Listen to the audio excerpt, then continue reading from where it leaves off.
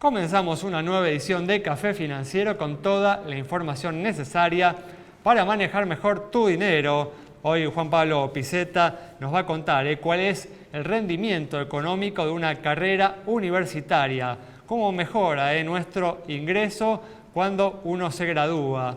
También Patricia Canatelli nos va a decir cómo proteger nuestros bienes personales en estas vacaciones y José Ignacio Obano va a repasar las mejores alternativas de inversión para este 2022. Y en el último bloque vamos a conversar con el economista José Ciaba Cerrate para analizar lo que puede suceder en materia económica en este año que acaba de comenzar.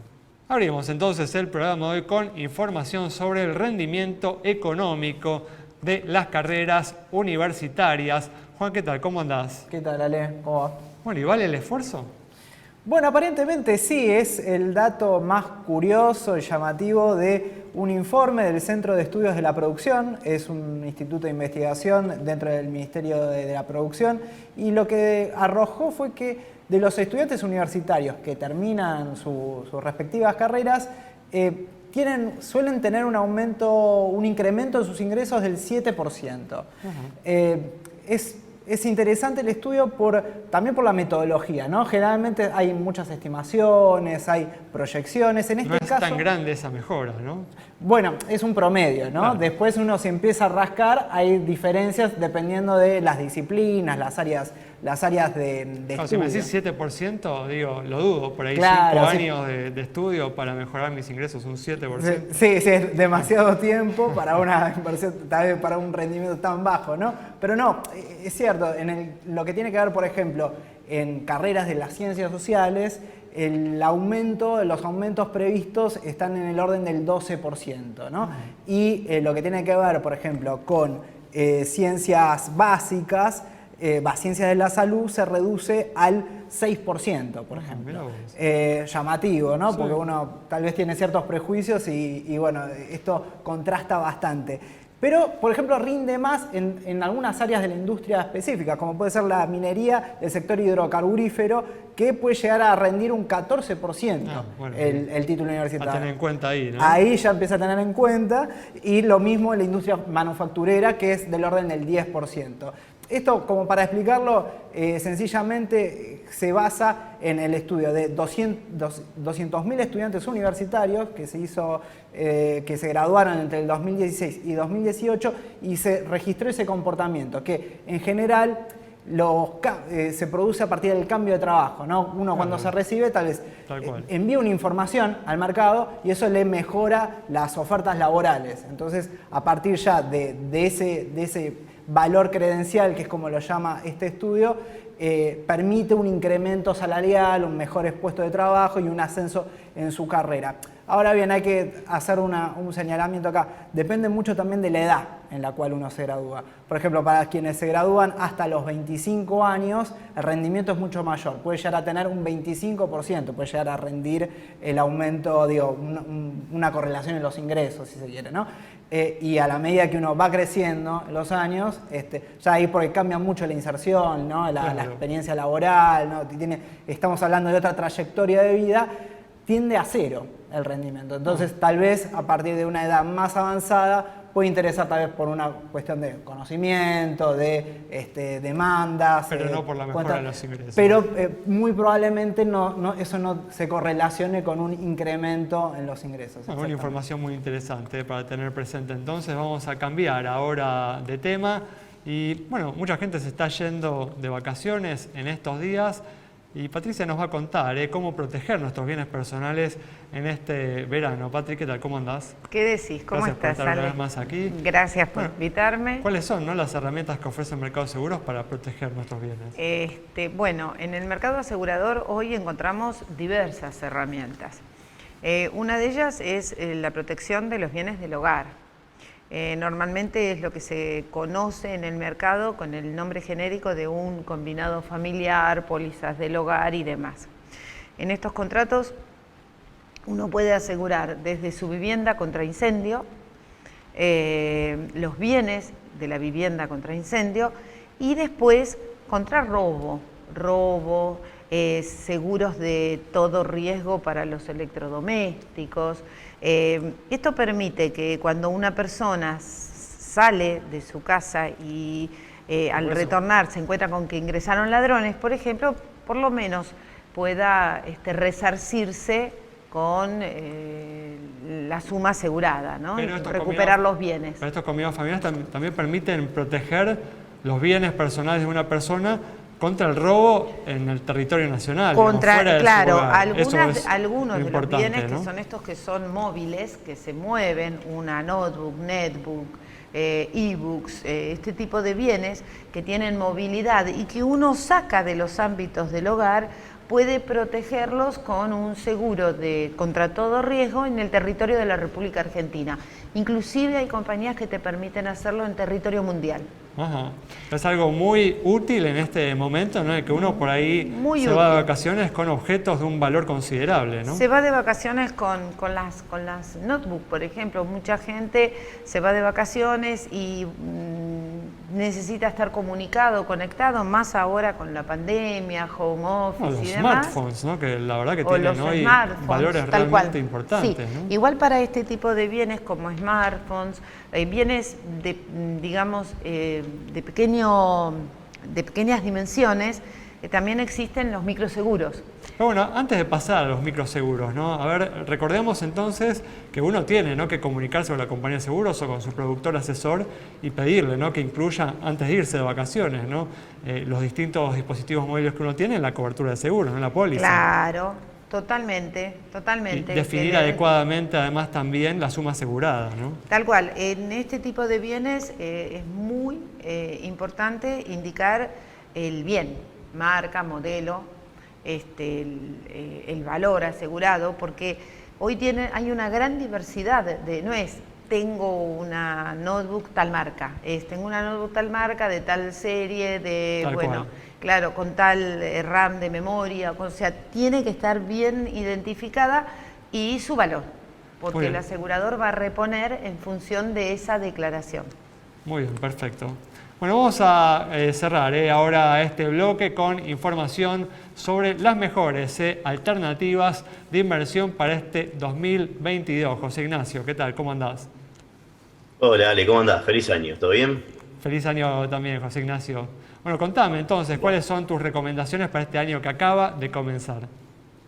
A ver, es un poquito más complicado este año que el año pasado. El año pasado parecía que había cosas muy claras como commodities y demás. Este año venimos terminando un 2021, o venimos de terminar un 2021, con unos mercados que parecen tocando máximos y demás, entonces hay que buscar un poquitito mejor las oportunidades, ¿no? A mi entender, una de ellas son los que se llaman inversiones de valor. Acá me refiero particularmente a las grandes empresas que han tenido consistentemente buenos resultados, que tienen buenos balances. Esto lo digo como oposición a lo antes, vos también podés hablar de empresas de crecimiento, ¿no? Entonces son empresas que a lo mejor ahora pierden plata, pero vos lo que apostás es a que esa empresa vaya a crecer mucho. En este caso, las empresas de valor, justamente como una pequeña protección, si se quiere, son un poco más conservadoras que las empresas de crecimiento, entonces ante una posible vaivén de la economía, estos deberían performar bien, porque la visión es que la economía durante 2022 debería performar bien. Entonces, estas empresas, voy a nombrar algunas y todas tienen CDR, por ejemplo, Walmart, por ejemplo, Berkshire Hathaway, por ejemplo, Coca-Cola, McDonald's, y tanto Coca-Cola como McDonald's, por ejemplo, las dos están en valores máximos. O sea, el mercado ya está vio durante, digamos, la última quincena de diciembre que estas son oportunidades y están empezando a tomar posición ahí. Ese es un sector. Otro sector son las Big Tech, o sea, las grandes tecnológicas. Y quiero hacer una diferencia entre todas las tecnológicas y las grandes tecnológicas. Una vez más, hay que elegir lo mejor del sector. Acá estamos hablando de Google, bueno, Meta ahora, iba a decir Facebook, de Meta Platforms, de Microsoft. Esas compañías que también tienen dos características. Una, que son compañías que consistentemente ganan plata y tienen mucha caja. Y aparte, sí, se habló mucho de, bueno, pero mira el valor que tiene, está en máximos y qué sé yo. Eso es cierto, pero también es cierto que las ganancias sustentaron todo eso. Entonces, si vos te fijas, ratios de evaluación y comparás a estas compañías con otras compañías que están en nuestro segmento, por ejemplo, un ratio de evaluación muy usual es el precio sobre las ganancias, ¿no? O sea, la cotización sobre las ganancias. Y vos te fijás, estos ratios para Google, para Facebook, para Microsoft, no son peores, todo lo contrario, más bien son mejores que en Visa, que en Nike, que en Walmart, que todas estas compañías más tradicionales. Entonces, aunque sean tecnológicas, estas tecnológicas todavía hay una oportunidad. José Ignacio, y el tercer sector... Para ir cerrando, recordemos, ¿no?, que todas estas alternativas que vos estás proponiendo se puede invertir en la Argentina a través del CDR, ¿no?, como mencionaste. Todo CDR, exactamente. Habría otras alternativas, todo CDR. Y el último sector, que también tiene CDR, para mí es el sector petrolero. El sector petrolero, si vos te fijas como un todo, el sector petrolero todavía está en valuaciones de mitad de lo que era en el 2014. O sea, en un mundo donde todo está en máximos, esto vale la mitad que hace 7, 8 años ahora. Y tenés oportunidades en este sector, particularmente en dos compañías que también tienen CDR, como dijimos, y una son Chevron y otra es ExxonMobil. Muy bien, muchas gracias José Ignacio. Cerramos entonces este bloque con las recomendaciones de José Ignacio Vano, todos instrumentos que se pueden invertir a través de cuentas comitentes en el mercado de capitales local. Quédate con nosotros, en instantes regresamos con mucha más información.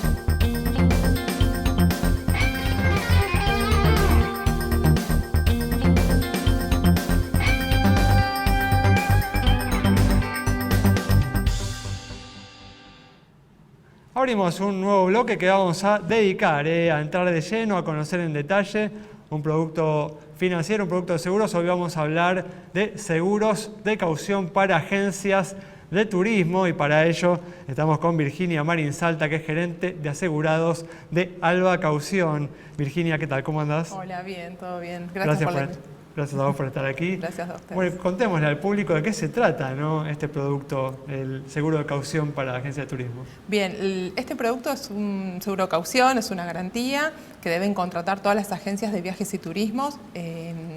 Es a favor del Ministerio de Turismo, es por posibles multas que les impongan a las agencias. Es una obligación que tienen que cumplir. Sí, así es. Las tienen que contratar todos los años, las pólizas son anuales, son digitales. Y tienen que ser presentadas virtualmente a través del TAD antes del 15 de marzo de cada año. Con lo cual nosotros justamente recién hemos lanzado la campaña, siempre las lanzamos a principio de enero para que durante enero y febrero vayan haciendo la contratación de la garantía y la puedan presentar sin ningún inconveniente, como te decía, hasta el 15 de marzo. Como mencionaste, que justamente es para cubrir al Ministerio por posibles multas que pueda aplicar a las agencias de turismo. Así es, la actividad turística, especialmente la de las agencias de viajes y turismo, es una actividad regulada, ¿no? Hay reglamentación al respecto, una ley y un montón de reglamentación, que hacen referencia a la actividad, y dentro de los requisitos para estar en el registro de agentes de viajes del Ministerio de la Nación tienen que, entre otros requisitos, tener la garantía constituida. Hay un menú de opciones, el seguro de caución es la más elegida. La verdad es que, la verdad que tiene muchas virtudes por la facilidad con la que se contrata, porque es un pago único, y nosotros como compañías aseguradoras tenemos una vasta trayectoria en este producto, con lo cual acompañamos a las agencias desde un lugar de mucho conocimiento, ¿no? Es una condición entonces para la habilitación de las agencias de turismo. Exactamente, para la habilitación inicial y luego año a año la renovación de la permanencia en el registro. Está bueno aprovechar quizás este espacio también, no solo para las agencias, para que sepan del producto, si bien ya todas las conocen, sino también para la comunidad, ¿no? Para la sociedad toda, que por lo menos intenten contratar con una agencia habilitada. El rol del Ministerio de Turismo frente a un incumplimiento va a ser muy diferente si contrataste con una agencia habilitada, que tiene un idóneo y tiene un montón de requisitos que cumplir. Está controlada además por el organismo de control, ¿no? totalmente con documentación, si bien en pandemia han bajado algunas cuestiones administrativas para, digamos, ayudarlas también a pasar este momento tan difícil, pero bueno, el rol del Ministerio ante un incumplimiento, si es una agencia habilitada, es muy diferente que una no habilitada, ¿no? Así que el televidente podría tranquilamente pedir la garantía o consultar en el Ministerio o en la aseguradora que dice tener la garantía, bueno, que esté todo en regla. Pues hay algún sitio del Ministerio de Turismo en el que uno puede justamente consultar si la agencia con la que uno está contratando el viaje está habilitada. Tal cual, hay el sitio que es el del Ministerio de Turismo, la web, se puede buscar por zonas, por legajos. Y si en algún caso alguna empresa dice que la póliza es de alta caución, tranquilamente también nosotros tenemos un centro comercial online, pueden comunicarse con nosotros y nosotros les decimos si efectivamente la póliza fue emitida. Muy bien, es un tema importante para tener en cuenta en estas vacaciones para evitar problemas con la agencia de turismo a la que contratemos. Quédate con nosotros, cerramos así este bloque. Al regreso vamos a estar dialogando con el economista José Ciaba Serrate.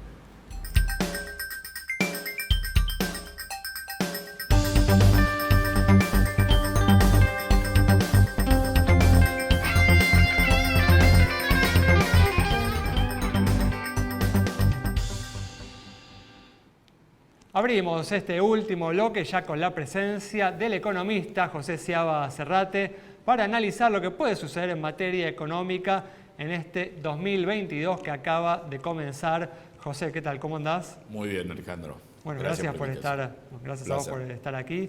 Bueno, ¿y cuáles son tus expectativas en materia económica para este 2022? Bueno, yo lo primero que tengo en claro es que si uno revisa la agenda un año atrás exactamente, estamos en el tema central en la misma posición. Tenemos que resolver el problema de la deuda con el Fondo Monetario.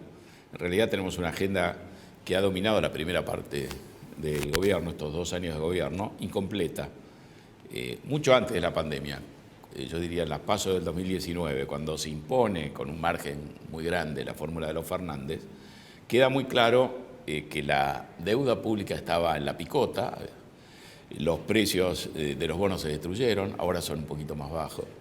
El riesgo país está a un nivel muy alto, ahora más alto que en ese momento, pero quedaba muy claro que no se sabía cómo se iba a seguir en el terreno de la deuda pública. Había como un conjunto de problemas que requerían soluciones y esas soluciones todavía no han llegado. Y había una mención muy clara de que había que renegociarla. Se avanzó en el terreno de la deuda moneda extranjera con el sector privado, se evitó el default, que era un elemento muy claro, muy importante, la propuesta de los Fernández, y los Fernández la han cumplido hasta ahora. Pero eso no quitó la expectativa del default, simplemente la postergó. Se han corrido los vencimientos, cuando los vencimientos comienzan a operar, si uno mira los precios del mercado, ahí hay una altísima probabilidad de default, con la deuda pública. Y tenemos sin resolver la deuda con el fondo, que es deuda, uno diría, no defaulteable. Y estamos dando vueltas y exactamente un año atrás estábamos con la misma agenda que ahora. Con un acuerdo inminente, se decía iba a ser en marzo, en abril, después se dijo en mayo, en agosto se dijo que estaba cerrado y que faltaba que el fondo decidiera bajarnos las sobretasas. En diciembre dijo Guzmán que lo iba a arreglar rápido para evitar el pago de la cuota de capital de 1.900 millones de dólares, en un país que le cuesta enormemente conseguir reservas. Ahí no se ha avanzado en nada y tenemos la sensación de que se va a arreglar en marzo. Este marzo ya tiene un condimento especial porque ya no hay manera simplemente de pagar el vencimiento, no tenemos recursos para afrontar el nivel de vencimientos que comienza a gatillarse a partir de marzo. Sin duda, las negociaciones y el eventual acuerdo con el fondo son el hecho que definirá, ¿no?, el 2022, tanto si se llega a un acuerdo como si finalmente ese acuerdo no se alcanza, ¿no? Yo creo que cuando uno piensa en el 2022, la primera pregunta que se hace es cómo se va a resolver esto. Y quizá la respuesta es, va a haber un acuerdo. La pregunta... Entonces, tiene que ser más específica. Pues vos apostás a que va a haber un acuerdo en lo personal. Yo diría lo siguiente, va a haber una crisis antes y después va a venir el acuerdo, o el gobierno va a tener la cintura de hacer un acuerdo y evitarnos una crisis intermedia. Ajá. La pregunta del millón es si vamos a chocar contra la pared o contra el muro de vencimientos que claramente se levanta en marzo y después vamos a hacer un acuerdo, o si vamos a tener la habilidad de frenar unos metros antes. Hubiera sido muy bueno cerrarlo en diciembre y no llegar hasta el último minuto, pero da la sensación de que en nuestra genética tenemos esto de llevar todo hasta las últimas consecuencias. ¿Y a cuál de estas dos posibilidades vos le asignás un mayor grado de probabilidad? Yo le asigno una proporción, creo que mayor que la que le asigna al mercado, a que tengamos algún inconveniente grande, que haga falta inclusive correr a lo mejor ese límite de marzo. Un poco lo que vimos a una escala muy pequeña con el Club de París, ¿no? Se le pagó, después se hizo una negociación, la cosa no pasó a mayores, pero quedó atado a que a fines de marzo se arregle con el fondo. No veo sinceramente avances concretos, pero se puede poner todo junto sobre la mesa. Me da la sensación de que estábamos más cerca cuando Guzmán decía, bueno, yo tengo un plan, el plan no lo aceptaba el fondo, pero ese plan era el presupuesto del año 2021. Creo que ahora no tiene ni siquiera el presupuesto. Y la alternativa que planteó con mucha claridad Alberto Fernández el día de la elección fue que íbamos a tener los primeros días de diciembre un programa plurianual que iba a poner en concreto los puntos de entendimiento mínimos alcanzados entre el gobierno y el fondo. Ese plan que se prometió, estamos ya en el año nuevo y ha quedado, digamos, en el olvido. Entonces es muy llamativo la falta de elementos concretos que nos muestren un camino hacia el acuerdo. Así que es cuestión de creer o no, pero en rigor tengo yo la impresión de que este es un problema más serio que el mero cálculo de cuáles son las consecuencias de no acordar, que evidentemente son bastante adversas, y eso es lo que hace pensar al mercado que se va a buscar una solución y no se va a llegar a una situación de incumplimiento por algún tiempo. Sin duda que hay un problema político de fondo, ¿no? Yo creo que la decisión principal, sin duda, que es política, y es una decisión muy difícil de tomar. Es una decisión entre dos males. Creo que Cristina Kirchner o el gobierno aborrece el acuerdo con el fondo, porque lo coloca en una posición que es la posición donde tuvo que caer Macri, y esto es muy claro que el acuerdo con el fondo puede ser un salvavidas, pero de plomo, y que políticamente se hace muy difícil llegar en buenas condiciones a la elección presidencial del 2023, que obviamente es la prioridad absoluta de todos los políticos. Y por otro lado, también creo que el gobierno tiene muy claro que un default es algo que debe evitar. Y lo evitó ya desde el 2019, permitiendo que Macri le pagara a los acreedores externos, sin objetar nada, y después siguió pagando a Alberto Fernández y han seguido pagando hasta ahora. Entonces está claro que el default les parece pésimo, el acuerdo con el fondo también, y hay que resolver una cosa a la otra. Ha pasado ya mucho tiempo, no se ha tomado esa decisión, y la verdad que esta decisión hubiera sido óptimo tomarla en el 2019 o en el 2020 o mucho antes de la elección, y por una razón, digamos, que uno no termina de explicar, sigue ahí, digamos, vivo y coleando. Como para cerrar, sé que cualquier proyección que uno haga va a estar sujeta, ¿no?, a lo que finalmente ocurra con las negociaciones y con el acuerdo con el fondo, pero ¿qué expectativa tenés, por ejemplo, con el nivel de crecimiento o con la tasa de inflación de este 2022? Creo que va a estar todo muy supeditado a cómo se resuelva esto. Uno podría imaginar que el 2022 es un año donde va a haber que hacer una inversión de cara al 2023, donde el gobierno debería tratar de ordenar un poco la situación, salir de esta especie de agonía, resolver este problema, pagar algunos costos políticos y llegar con un margen de maniobra mejor para hacer una plataforma que sea decente y que tenga chances competitivas en el plano político, donde realmente importa, que es, yo diría, la segunda mitad del 2023. Muy bien, veremos si lo logra. Exacto. Cerramos entonces, muchas gracias. No, al José. contrario, gracias a vos. Cerramos entonces este programa con el análisis del economista José Ciaba Serrate sobre lo que puede suceder con la economía argentina en este 2022 que ha comenzado hace muy pocos días. Nos reencontramos en estos próximos días aquí en Metro.